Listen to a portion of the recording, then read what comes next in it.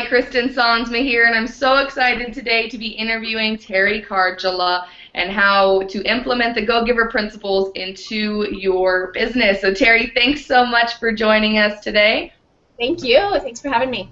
Of course. To get started, I'd love for you just to tell us a little bit more about your businesses. Yeah, so I am the owner of Creative Counseling Center, and we provide counseling services to children as young as age 2, adolescents, and adults.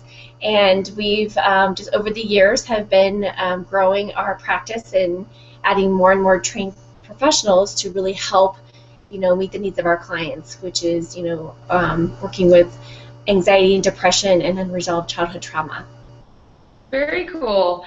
And then you also have a business, Talking with Teri, is that right? Yes. So Talking with Teri was created a couple years ago, and that was really to really meet the need of other therapists that were in private practice really coming in and really wanting to grow a successful practice but not knowing how to do that. And so a lot of times I would get the call of, how do I, can I come in and pick your brain? And so it just evolved out of that and being able to provide some services to other therapists in the helping profession, but also offering some promotional products and other products to help serve therapists as well.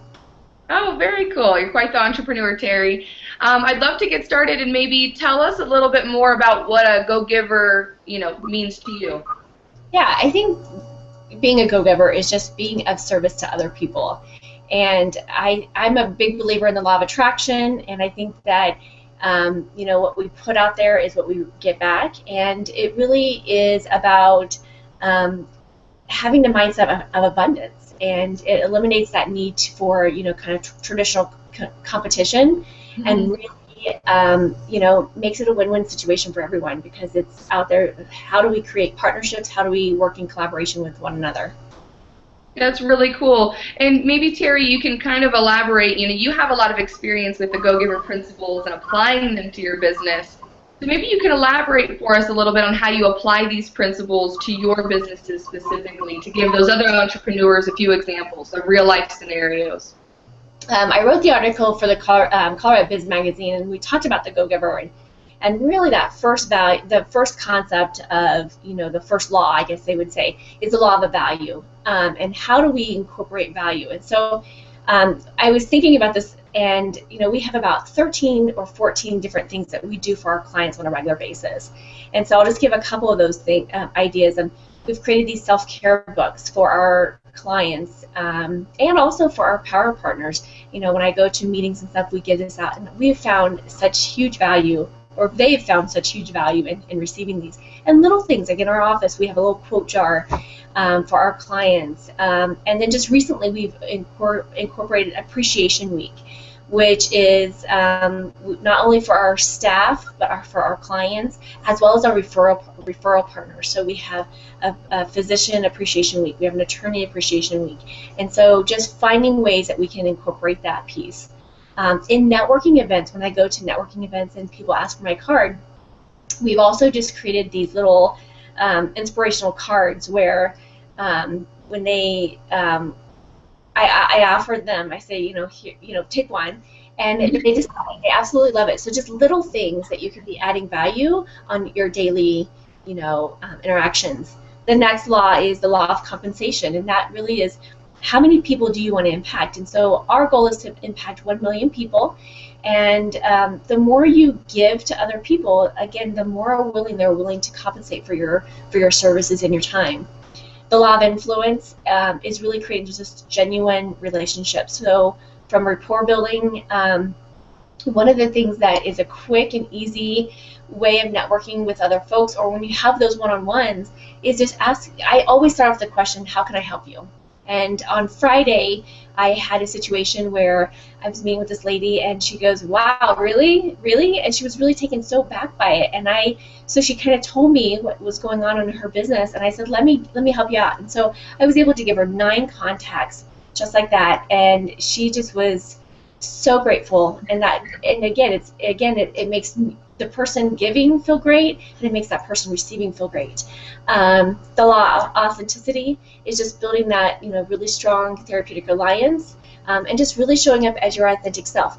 If you're going to go do these concepts, in the article that I wrote, I talk about really being authentic, because people will pick up if you're not being genuine about it, and no one wants that, because that falls into the the salesperson stereotypes that we don't want to be recognized as for. And then the law of reciprocity is, again, the more you give, the more you receive. So looking at being open to receiving, because not and it's not the intention. And Bob Burg, who I've met, has just he stands true to these principles. It is not about like what can I give, and then what am I going to get. It is really about you're going to be giving with that notion that eventually it will come back to you, but sometimes it's just packaged in a different package, and that's kind of the fun of it all, is that it's about creating relationships, and also just kind of the underlying treat other people how you'd like to be treated. That's a cool way to think about it, and like you can't expect the exact same thing in return. It may be repackaged in a different way. You have to be open to paying attention to those things. And then you've been implementing these things to your business. How would you say implementing these processes to your businesses has really affected them overall? I would say that one of the biggest pieces is we've created this reputation in the community, and we have clients that come to us, and we are becoming known as this great resource. If we're not able to help you, we will find the person that can. And we've been creating some really great relationships in making sure that we can serve those clients. So, for example, the other day, a client called and we weren't able to provide services for them for various reasons. And I wanted to make sure that they were being taken care of. So I gave them a referral that I thought was appropriate, and then a week later I contacted them back and made sure that they were set up. And they said, wow, we never would have expected something like that. It's just those little touches that doesn't take much time at all. But also, not only for our, creating that expertise in the community, but people are calling out of the blue now from, for the media outlets, from, radio and television, speaking engagements. So it's really just creating that momentum by itself. But also with our staff, like we are bringing on more and more people on board our team that really understand these concepts and really understand what we're about, and we're creating a really dynamic team as a result, and a really neat culture around what we're doing. That's really cool. And besides that, it's just really fun and exciting. It's fun. And it's also, it starts getting that creative juices flowing and saying, how can I be more giving? How can we come up with a better plan? And it becomes fun. It's just a fun conversation to have with people. And I bet it stands out more than other businesses from the normal give-take service type of, you have a product and you buy a product. It stands out from a typical business, so that might be an outlet in which your business is allowed to shine, because it is different. And with that being said, it's a whole new variety of applying these concepts. You're not picking and choosing which ones are going to be most beneficial for your business. You're kind of applying all of them. Did you have to go through a little bit of a mindset shift, to be able to apply all these to your businesses and kind of know that result would come out?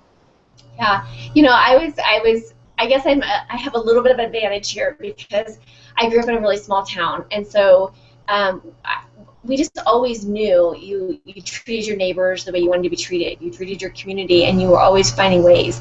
And so I think for me, that was a nice foundation that was laid for me. But I think the biggest mind shift for me was going into traditional networking. And I feel like I'm pretty new to networking. I've been doing it for about 9 years. But going to that traditional networking kind of arena, it's about who I am, what I do, da-da-da-da-da. It's about me. And, having that mind shift of it's about them.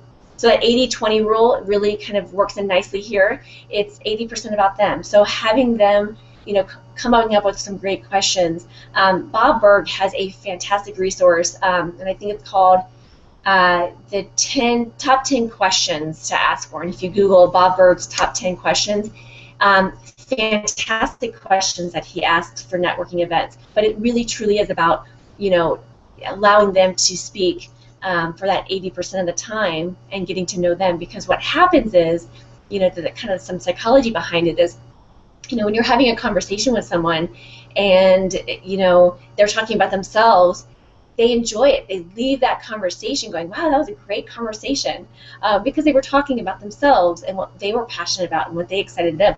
But what they key that in with is you, having that conversation with you. So they leave with having that really amazing feeling connected with you.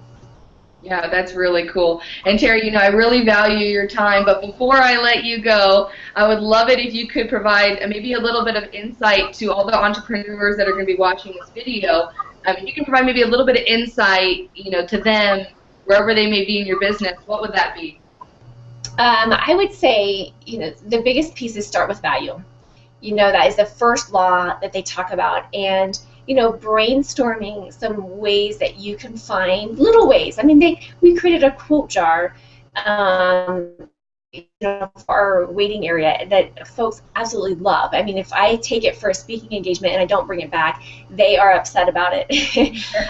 So things that you can do, and just mind map or break out into some goals of what you would like to do, or one way that you can give to someone.